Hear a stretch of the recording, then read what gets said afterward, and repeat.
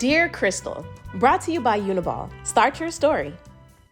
Hey, what's up, everybody? Christal Lester here again with another episode of Dear Christal. Y'all, I love that you write into me, and I thank you so much for taking the time out to reach out, leave me letters. Please continue to do so. So let's get into this letter. We have someone asking about coping with loneliness. Listen, I am no stranger to loneliness. You know, if it weren't for the people in my head, sometimes it just be me. It's like that a lot. Just me, myself, and I.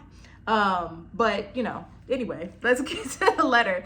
Dear Christal, I hope this letter finds you well. It finds me hungry, but well nonetheless. I'm reaching out to you because I'm struggling with feelings of loneliness and would appreciate your guidance on how to cope with it. Well, first of all, thank you so much for taking the time to write and to share and be vulnerable. Lately, I found myself feeling isolated and disconnected from others, despite my efforts to stay connected through social interactions. You better than me, because I be avoiding social interactions, me and my, introverted self. But I'm sorry for, interrupting you. Let's continue. The pervasive sense of emptiness. Come on, pervasive. Sorry. The pervasive sense of emptiness and longing for meaningful connections has been weighing heavily on me, impacting my mood and overall well-being. Felt, I get that. I'm reaching out to you because I value your wisdom and insight. Thank you. Have you experienced similar feelings of loneliness in the past? And if so, how did you navigate through them? What strategies or activities have helped you? What strategies or activities have helped you find solace and connection during times of isolation? Any advice or support you can offer would mean a great deal as I strive to overcome this challenge. Thank you so much for your time and consideration. Warm regards, Jennifer. Hi, Jennifer. First of all, again, amazing diction. I am such a sucker for great diction and vocabulary. But also, I want to thank you for your bravery for writing out with that. Like, I can tell that this really means a lot to you, and that loneliness is hard. Like, I'm gonna just be really, really honest. I have been dealing with a sense of loneliness for a very, very long time. I think I've been feeling lonely since like 2016. I know that's probably like really awkward. Like, Chris, why you been feeling lonely for almost 8 years? Like, that's a little weird. It is a little weird. Being a human is weird. Like, if you think about like like the stuff that we do as humans, it's kind of, life is weird. But I'm getting off on a tangent again. Let me reel that back in.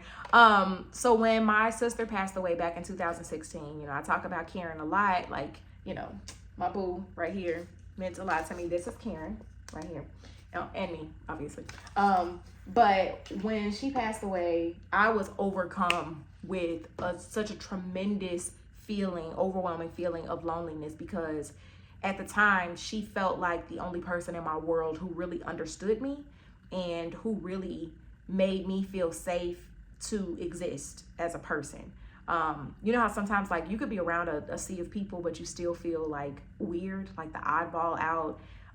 That's how I felt for most of my life. And when I finally like let her in, because it didn't start out that way. I like had my little walls up. I was definitely an angsty teenager. Like, I was one of those teenagers that you saw on like, not a sitcom teenager, but like a melodrama. Like what's that show?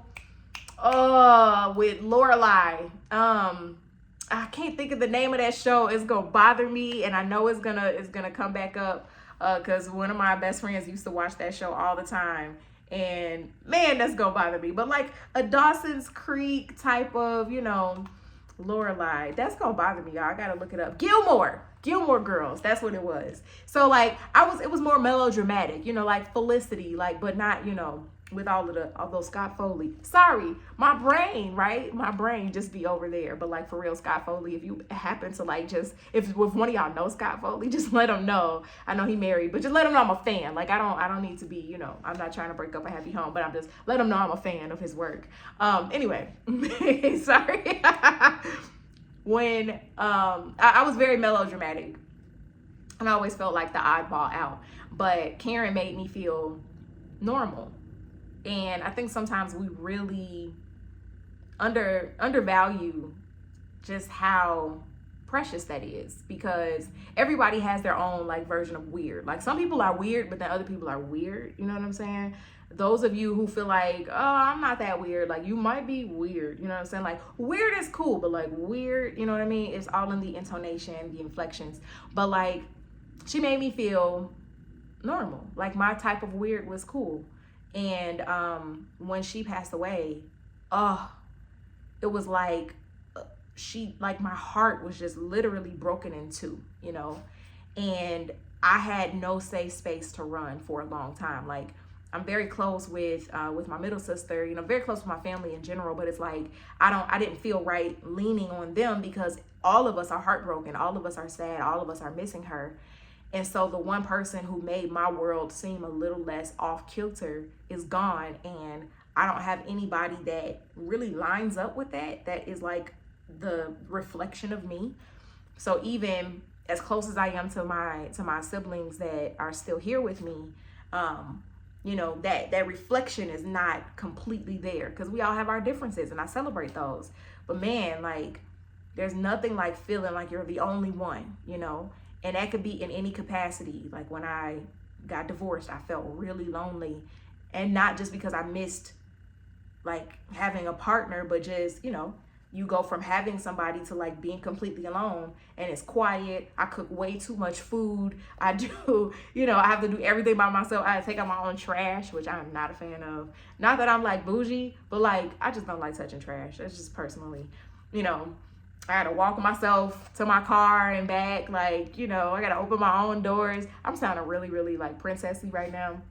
But in real life, it's really just about having somebody there, right? So I'm not sure what the source of your loneliness may be. But what I've done, and I think you're already off to a good start, right? Like you're reaching out, you are naming it. That's one of the biggest things, is like actually admitting, yo, I feel lonely. And then reaching out, trying to find a solution. I think it's the next big step, because sometimes people just kind of wallow in loneliness and things go real south real fast. And I've been there. I've had those depressive moments. I've had those ideations, you know, where I'm like, well, maybe, you know, it would be better if I just wasn't here. Like that's, people have those, but it's still not okay, right? And then from there, I definitely, as an advocate on my channel, always suggest therapy and just talking through those feelings. But then, you know, as an introvert, yes, I kind of avoid social situations, but sometimes you really just have to press yourself to go out there and like make a friend. Go for a walk. Go sit and have a cup of coffee. Go have lunch. Now, okay, you might have lunch by yourself, right? And that's like, well, okay, if I'm already feeling lonely, what am I going to do about that? Let me tell you something. Go sit in a space where there are people, and then make it your goal before you leave to strike up a conversation with somebody. It could be something as simple as, oh, I really like that book that you're reading. Or what's that book about? I've heard about this author. Or, hey, I really like your shoes. Where did you get them? And you just never know what that type of interaction, just seeing another human being, could do for you, right? I also suggest journaling. Shout out to our sponsors. Let's pay some bills. Shout out to Uniball for sponsoring this series, Dear Christal. Uniball is all about starting your story. Writing is a huge reliever for me because it reminds me that my feelings are valid. Because sometimes just knowing that you are valid and feeling lonely for whatever reason, and your experience, like it helps you, you know, center yourself and understand like, okay, I feel what I feel, and it's okay. It's normal. It does not make me weird. But being intentional. And then like one of the biggest lessons that I learned, and then I'll be quiet, I promise. One of the biggest lessons that I learned at a time where I really wanted more friends, I purposed myself to be a better friend. And so I tried to like show myself friendly. Sometimes it's really just as simple as that. If you show yourself friendly, you never know what friends may come your way. So those are my suggestions. I definitely, hey, you got a friend in me. This, you know, I don't talk in my sleep, I don't think. So like, you know how the toys, when you leave them, I was trying to make a connection that was going to be cute, but I feel like it's already going really long, and I don't want to bore you. But you got a friend in me, and I really hope and pray that you feel encouraged by what I just said. I don't know why my voice just cracked, but I hope that you feel encouraged by what I just said, and just know, like, if nothing else, I get what you're feeling, and for that reason alone, you're not alone. So I love you guys. I love you. Please continue to write, and I will talk to you soon. Mwah. Bye. Send in your letter for some fun advice at mydearchristal@gmail.com.